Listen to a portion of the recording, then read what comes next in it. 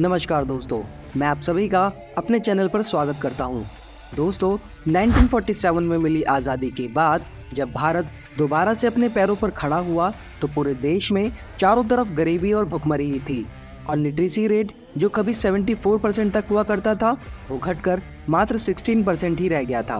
उस वक्त भारत की अर्थव्यवस्था पूरी तरह से टूट चुकी थी और तभी 1948 में पाकिस्तान की तरफ से भारत के कश्मीर पर हमला कर दिया जाता है। लेकिन भारत के बहादुर सैनिकों ने पाकिस्तान को मुंह तोड़ जवाब दिया और पाकिस्तान को पूरे कश्मीर पर कब्जा करने से रोक लिया और जो पाकिस्तानी फोर्सेस श्रीनगर तक आ गई थी उन्हें पीछे खदेड़ दिया। और दोस्तों, पाकिस्तान अपनी पहली हार के बाद भी नहीं सुधरा। तब से अब तक पाकिस्तान ने 4 बार अनचाही जंग को भारत पर थोपा है। हालांकि हर बार पाकिस्तान को हार का ही मुंह देखना पड़ा है। दोस्तों, अब आप ये सोच रहे होंगे कि आज हम पाकिस्तान से हुई जंग की बात क्यों कर रहे हैं। तो दोस्तों, इसका कारण है चीन। जी हाँ दोस्तों, चीन और पाकिस्तान की नज़दीकियाँ काफ़ी ज़्यादा बढ़ रही हैं जो कि भारत के हित में बिल्कुल भी नहीं है। और पाकिस्तान चीन के साथ बढ़ रही नज़दीकियों का फ़ायदा उठाकर चीन के सबसे घातक फाइटर जेट को अपनी सेना में शामिल करने की सोच रहा है, जिससे वो भारत के साथ एक और बार युद्ध की स्थिति बना सके, जो कि भारत के लिए बिल्कुल भी अच्छी खबर नहीं है। दोस्तों, सिर्फ चीन ही पाकिस्तान को अपने सबसे एडवांस जेट देने को पूरी तरह से तैयार नहीं है, बल्कि तुर्की, जिसके 5th जनरेशन फाइटर जेट कान ने अभी तक सिर्फ अपनी टेस्ट फ्लाइट ही ली है, वो भी मौका आने पर पाकिस्तान को अपना फाइटर जेट देने से पीछे नहीं हटेगा, क्योंकि ये दोनों ही देश भारत की तरक्की को देखकर जलते रहते हैं। दोस्तों, यहाँ आपके मन में ये सवाल ज़रूर आया होगा कि पाकिस्तान जैसे भिखारी देश को तुर्की और चीन अपने फाइटर जेट देने को राजी कैसे हो गए। तो दोस्तों, इसका जवाब है कि तुर्की अपने आप को मुस्लिम देशों का खलीफा मानता है, इसीलिए वो पाकिस्तान की मदद को हमेशा ही आगे रहता है। और रही बात चीन की, तो चीन हमेशा से ही भारत को जंग में उलझाने के लिए पाकिस्तान जैसे देश को ढूंढता रहता है, जिससे उसे भारत पर डायरेक्ट हमला ना करना पड़े। और पाकिस्तान तो आज़ादी के बाद से आज तक भी अपनी इकोनॉमी को चलाने के लिए दूसरे देशों से मिलने वाली एड पर ही निर्भर रहता है। इसलिए वो तो चीन और तुर्की के फाइटर जेट कान को अपनी सेना में शामिल करने के लिए पूरी तरह से तैयार है। ये दोनों जेट 5वीं पीढ़ी के फाइटर जेट हैं, जो अगर पाकिस्तान के पास आ जाते हैं तो भारत के लिए बड़ा खतरा बन सकते हैं, क्योंकि दोस्तों, भारत के पास अभी तक 5वीं पीढ़ी का एक भी फाइटर जेट नहीं है। आपको बता दें कि भारत के पास जो सबसे एडवांस फाइटर जेट मौजूद है वो है राफेल फाइटर जेट, जो 4.5 जनरेशन का फाइटर जेट है, जो चीन और तुर्की के फाइटर जेट के आगे कितना ज़्यादा कारगर होगा इसका कोई भी डेटा मौजूद नहीं है, जिससे भारत को परेशानी का सामना करना पड़ रहा है। लेकिन दोस्तों, भारत की परेशानी यहीं ख़त्म नहीं होती, क्योंकि अगर पाकिस्तान और भारत का युद्ध होता है तो चीन पूरी तरह से पाकिस्तान का साथ देगा, और अगर चीन भी भारत पर हमला कर देता है तो भारत एक 2 फ्रंट वॉर में फंस जाएगा। और ऐसी किसी भी सिचुएशन से बचने के लिए भारत भी 5th जनरेशन फाइटर जेट को अपने बेड़े में शामिल करने के बारे में सोच रहा है। अब अगर बात 5th जनरेशन फाइटर जेट की हो रही है और आप हमारी वीडियोस को रेगुलरली फॉलो करते हैं, तो आपके मन में भी ये सवाल ज़रूर उठा होगा कि भारत के 5th generation fighter jet AMCA का क्या हाल है और भारत इस AMCA प्रोजेक्ट को ही कंप्लीट करके इसे ही अपने बेड़े में शामिल क्यों नहीं करता। तो इस सवाल को ज़रा रोक कर रखिए, क्योंकि इसका जवाब आपको वीडियो के एंड में मिल जाएगा। दोस्तों, अगर भारत और पाकिस्तान के बीच में युद्ध होता है तो चीन अपना J-20 फाइटर जेट पाकिस्तान को दे देगा, पर तुर्की ऐसा नहीं कर पाएगा, क्योंकि अभी उसके 5th जनरेशन फाइटर जेट ने सिर्फ अपनी पहली टेस्ट फ्लाइट ही ली है। इसलिए अगर भारत का चीन और पाकिस्तान के साथ युद्ध होता है तो चीन सबसे पहले J-20 फाइटर जेट को ही मैदान में उतारेगा, जिसका सामना करना भारत के लिए थोड़ा मुश्किल हो सकता है। लेकिन दोस्तों, इसी बीच अमेरिका ने भारत को एक ऐसा ऑफर दिया है जिसके नाम से ही भारत के दोनों दुश्मन देशों के कान खड़े हो गए हैं। अगर दोस्तों हम अमेरिका के फाइटर जेट के बेड़े पर एक नज़र डालते हैं तो हमें दुनिया के सबसे घातक और एडवांस फाइटर जेट देखने को मिलते हैं, जिसमें 5th जनरेशन फाइटर जेट से लेकर सबसे शक्तिशाली बॉम्बर एयरक्राफ्ट भी शामिल हैं। अमेरिका के सबसे एडवांस फाइटर जेट में F-35, F-22 रैप्टर और बॉम्बर एयरक्राफ्ट में B-2B बॉम्बर जेट हैं, जो इतना घातक है कि एक बार में इतना ज़्यादा बारूद अपने साथ ले जा सकता है जो एक पूरे देश को आसानी से ख़त्म कर सकता है। इसी के साथ F-22 रैप्टर, जो कि 5वीं पीढ़ी का फाइटर जेट है, इस जेट को दुनिया का कोई भी रडार नहीं पकड़ सकता है, यानी ये पूरी तरह से एक स्टेल्थ एयरक्राफ्ट है, और यही कारण है कि अमेरिका आज भी इसका एक्सपोर्ट नहीं करता। दोस्तों, अगला 5th जनरेशन फाइटर जेट जो अमेरिका के बेड़े में शामिल है वो है F-35, और इस जेट ने भी दुनिया में अपनी एक अलग ही पहचान बनाई है। इस जेट को अमेरिका की डिफेंस कंपनी लॉकहीड मार्टिन द्वारा बनाया गया है और अमेरिका इस जेट का एक्सपोर्ट भी करता है। अभी कुछ दिन पहले ही इस जेट को लेकर मीडिया में रिपोर्टें आ रही थी कि अमेरिका ने भारत को F-35 खरीदने का ऑफर दिया है। और दोस्तों, अगर ये डील होती है तो भारत में 114 F-35 फाइटर जेट खरीदे जाएंगे, क्योंकि भारत अपने पुराने मिराज 200 और MiG-21 बाइसन विमानों को 2030 तक रिटायर करने की सोच रहा है। और दोस्तों, जैसे ही पाकिस्तान और चीन के कानों में ये बात पड़ी कि अमेरिका ने भारत को अपने सबसे advance fighter jet F-35 fighter jet को खरीदने का ऑफर दिया है, तो इस खबर को सुनते ही चीन और पाकिस्तान के पसीने छूटने लगे हैं। अगर भारत अमेरिका से डील कर लेता है तो चीन का G-20 और American made F-35 fighter jet आमने सामने होंगे, जो कि काफ़ी ज़्यादा इंटरेस्टिंग होगा। तो चलिए दोस्तों, दोनों फाइटर जेट की खासियतों को कंपेयर करके देखते हैं कि दोनों फाइटर जेट में से कौन सा फाइटर जेट सबसे ज़्यादा ताकतवर है। और पूरी वीडियो को देखने के बाद आप हमें कमेंट करके बता सकते हैं कि क्या भारत को F-35 फाइटर जेट खरीदना चाहिए या नहीं। वीडियो काफ़ी ज़्यादा इन्फॉर्मेटिव और इंटरेस्टिंग होने वाला है, इसलिए वीडियो को आखिर तक ज़रूर देखिएगा। लेकिन वीडियो में आगे बढ़ने से पहले अगर आप यहाँ तक वीडियो को देखते हुए आ गए हैं और आपको वीडियो अच्छी लगी है तो वीडियो को लाइक, शेयर और चैनल को सब्सक्राइब करना ना भूलें। चलिए दोस्तों, शुरू करते हैं। दोस्तों, एक फाइटर जेट किसी भी देश की सीमा की रक्षा करने के लिए बेहद ज़रूरी होते हैं। इन फाइटर जेट्स में घातक से घातक मिसाइलें लगाई जा सकती हैं, जिनसे दुश्मनों के टैंक, फाइटर जेट और उनके कैंप्स को आसानी से नष्ट किया जा सकता है।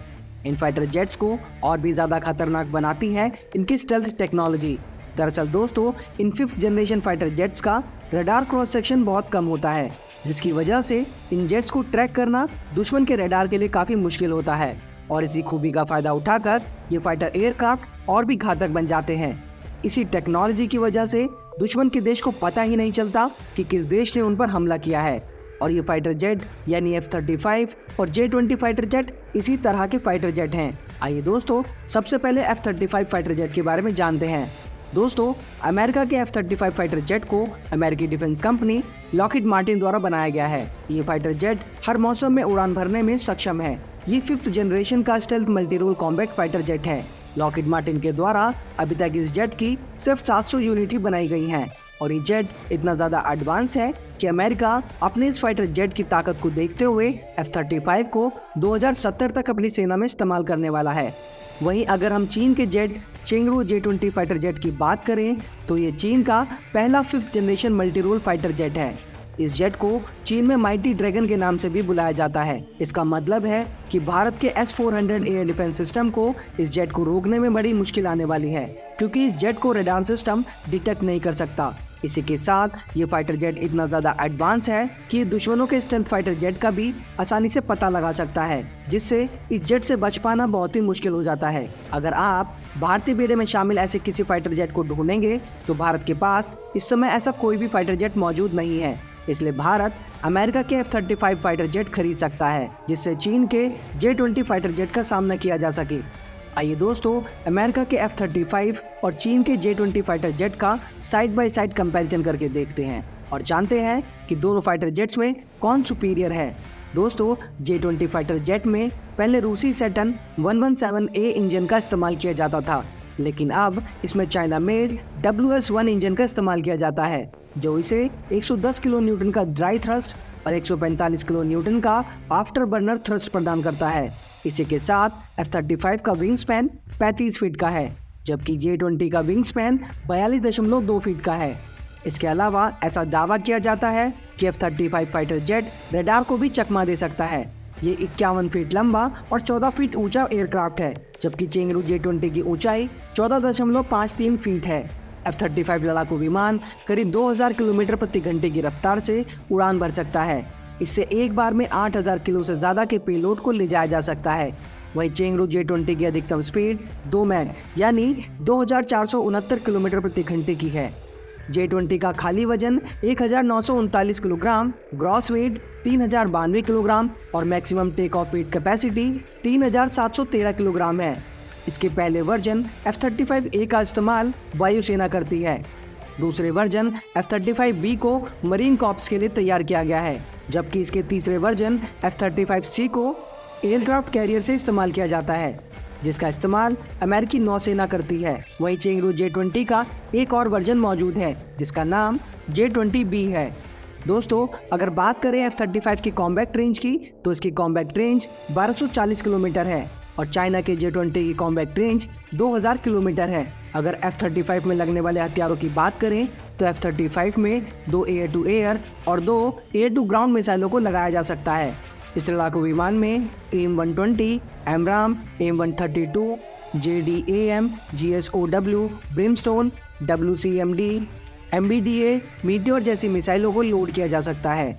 इतना ही नहीं, इस विमान के एक्सटर्नल हार्ड पॉइंट्स पर भी एक्स्ट्रा मिसाइलें, बॉम्ब और फ्यूल टैंक्स को फिट किया जा सकता है।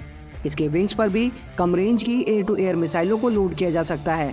इसके अलावा F-35 के पायलट का हेलमेट भी मल्टी फंक्शनल है।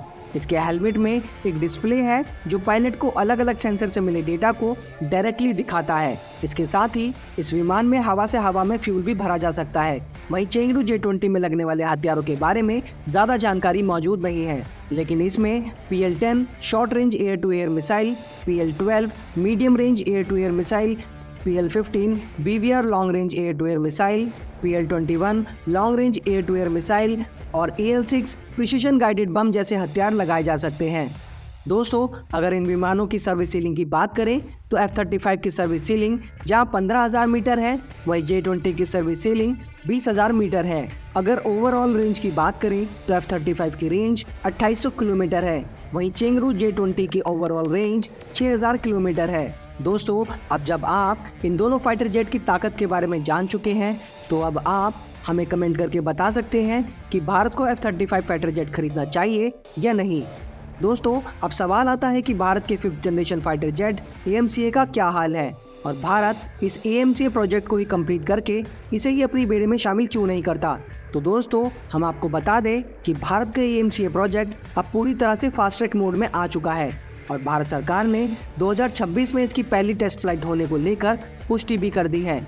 और अगर आप भारत के AMCA प्रोजेक्ट के बारे में और जानना चाहते हैं तो आप स्क्रीन पर दिख रही वीडियो को क्लिक करके देख सकते हैं। साथ ही इसका लिंक हमने डिस्क्रिप्शन बॉक्स में भी डाल दिया है, आप वहां पर क्लिक करके भी इसे देख सकते हैं। दोस्तों आपको ये वीडियो कैसी लगी हमें कमेंट करके ज़रूर बताइएगा। इसके अलावा आप किन किन टॉपिक्स पर वीडियो देखना पसंद करते हैं हमें कमेंट करके बता सकते हैं। वीडियो को अंत तक देखने के लिए आप सभी का बहुत बहुत धन्यवाद। जल्दी मिलते हैं नई वीडियो के साथ, तब तक के लिए जय हिंद, जय भारत।